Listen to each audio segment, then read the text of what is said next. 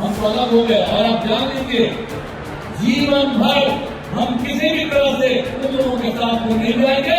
हम लोग सब एक साथ रहेंगे। कुछ 5 रोज पहले बिहार के समस्तीपुर में बिहार के मुख्यमंत्री नीतीश कुमार ने बीजेपी संग फिर कभी गठबंधन ना करने की कस्में खाई।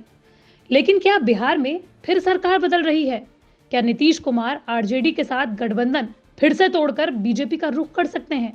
चुनावी रणनीतिकार और अब बिहार में जन सुराज यात्रा पर निकले प्रशांत किशोर की माने तो इन तमाम सवालों का जवाब है हाँ। 2015 के बिहार विधानसभा चुनाव में आरजेडी जेडीयू गठबंधन के लिए चुनावी रणनीति बनाने वाले और इस गठबंधन को जिताने वाले पीके ने दावा किया है कि नीतीश कुमार ने बीजेपी से बातचीत का दरवाजा खुला रखा हुआ है और वो दरवाजा है राज्यसभा के उपसभापति हरिवंश के जरिए। पीके ने दावा किया है कि बिहार के मुख्यमंत्री नीतीश कुमार अपने सांसद हरिवंश के जरिए बीजेपी के संपर्क में हैं और आने वाले समय में अगर समय की मांग हुई तो वो फिर से पाला बदल लेंगे और बीजेपी के साथ गठजोड़ कर लेंगे। नीतीश कुमार के पार्टी का लीडर हरिवंश जी आज राज्यसभा में उपसभापति है। तो अगर आपने मोदी को छोड़ दिया, भाजपा को छोड़ दिया, तो आप राज्यसभा में उपसभापति कैसे हैं? दोनों ओर से खिड़की खोलकर बैठे हुए हैं। अभी 1 महीना पहले तक भाजपा के मोदी जी को महामानव बताने वाले नीतीश कुमार जन सुराज पदयात्रा के दौरान पश्चिम चंपारण के भेड़ी हरवा पंचायत में जनता को संबोधित करते हुए प्रशांत किशोर ने कहा कि सीएम भले ही इन दिनों आरजेडी के साथ हैं, लेकिन वो कभी भी बीजेपी के साथ जा सकते हैं और वो लगातार बीजेपी के संपर्क में हैं।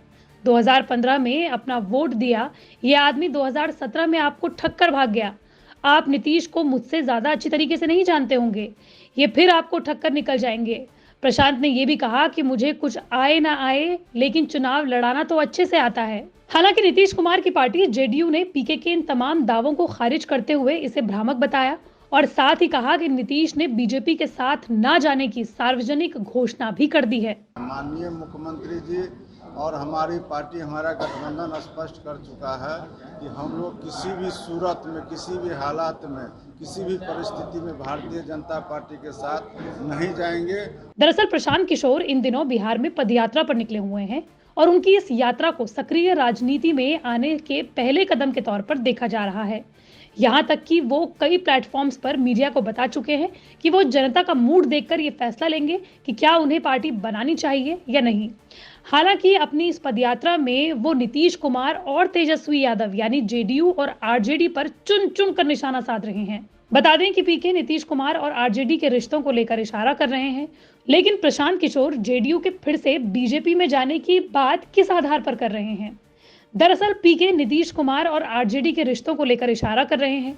उनके मुताबिक जिस तरह आरजेडी के नेता सरकार बनने के तुरंत बाद से ही तेजस्वी यादव के मुख्यमंत्री की घोषणा करने लगे, उससे नीतीश कुमार निश्चित रूप से असहज महसूस कर रहे हैं।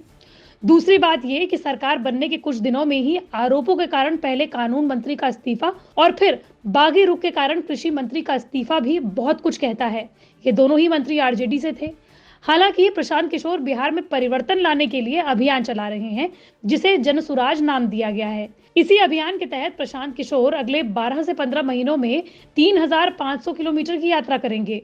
उन्होंने ये पदयात्रा 2 अक्टूबर को पश्चिमी चंपारण के गांधी आश्रम से शुरू की थी।